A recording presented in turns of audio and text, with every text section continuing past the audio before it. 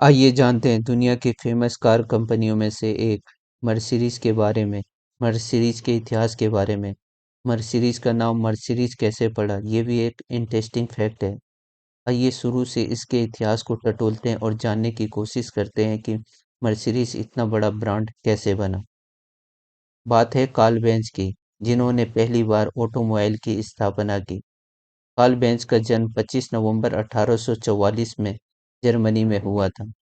उनके जन्म के 2 साल के भीतर ही उनके पिता का निधन हो गया और उनकी माँ ने उन्हें पढ़ा-लिखा के मैकेनिकल इंजीनियर बनाया और उन्होंने 1885 में वर्ल्ड की फर्स्ट प्रैक्टिकल ऑटोमोबाइल कार की स्थापना की।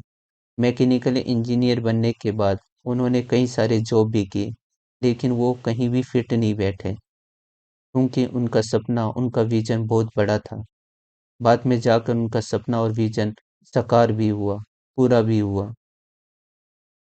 एक बार की बात है, कार्ल अपने फ्रेंडों के साथ बैठे हुए थे और उन्होंने अपनी आइडिया बताया उन्हें, जिन पे वो हंसने लगे।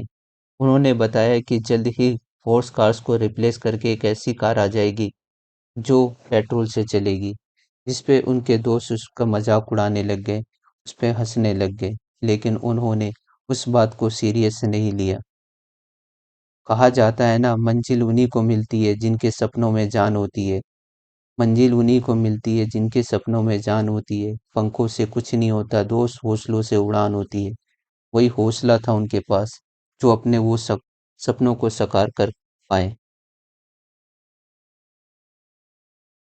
उन्होंने कई सारे जॉब करने के बाद उन्होंने जॉब को छोड़ दिया और अगस्त रीटर, जो कि एक मैकेनिकल इंजीनियर थे, उनके साथ मिलकर एक फैक्ट्री का उद्घाटन किया और कुछ महीनों के बाद अगस्त रीटर ने उन्हें पार्टनरशिप से हटा भी दिया।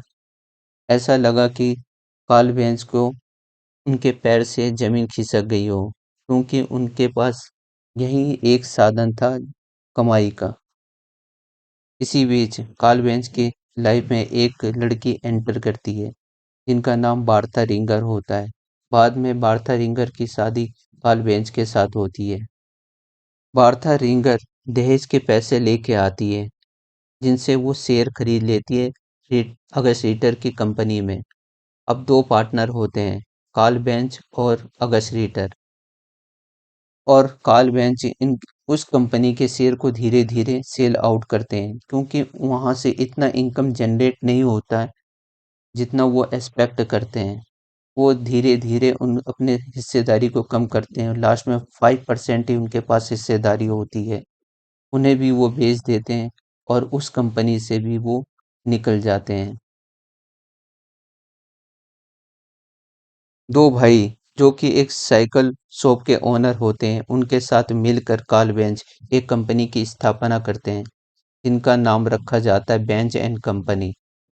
और 1885 में इस तरीके का कार बनाया जाता है पहली बार और 1886 में इसे पेटेंट भी करा दिया जाता है। एक बार की बात है, कार्ल बेंच की कार मॉडल नंबर 1 दीवार से जाके टकरा जाती है और कार्ल बेंच को बहुत ज़्यादा लॉस होता है, क्योंकि कार्ल बेंच ने उसके मार्केटिंग और पब्लिसिटी में बहुत ज़्यादा इन्वेस्टमेंट किया होता है, जो सारे के सारे पैसे वेस्ट चले जाते हैं। और कुछ मंथ के बाद कार्ल बेंच मॉडल नंबर 2 निकालते हैं, फिर मॉडल नंबर 3 निकालते हैं। कार्ल बेंच की वाइफ वार्ता चाहती है कि मॉडल नंबर 3 की मार्केटिंग की जाए।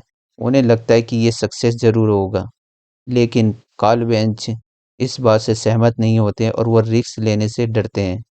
लेकिन बार्था नहीं मानती है और एक रात की बात है, बार्था अपने 2 बच्चों को लेकर अपनी माँ के यहाँ निकल पड़ती हैं कार से, जो कि 106 किलोमीटर दूर होती है। रास्ते में जो भी लोग देखते हैं, वो अचंभव में पड़ जाते हैं कि बिना घोड़े से ये कार कैसे चल रही है। और रातों रात इनकी फ्री में पब्लिसिटी मार्केटिंग हो जाती है। 8 घंटे के बाद बर्था अपनी माँ के यहाँ पहुँचती हैं।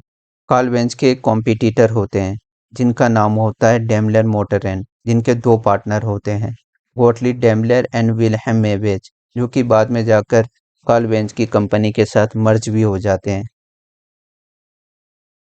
एमिल जेनिनेक, जो कि एक बिजनेसमैन होते हैं, डेमलर मोटरैन से एक कार परचेज करते हैं। उन्हें वो कार बहुत पसंद आती है और वो बल्क में मैन्युफैक्चर करने का ऑर्डर दे देते हैं कार का।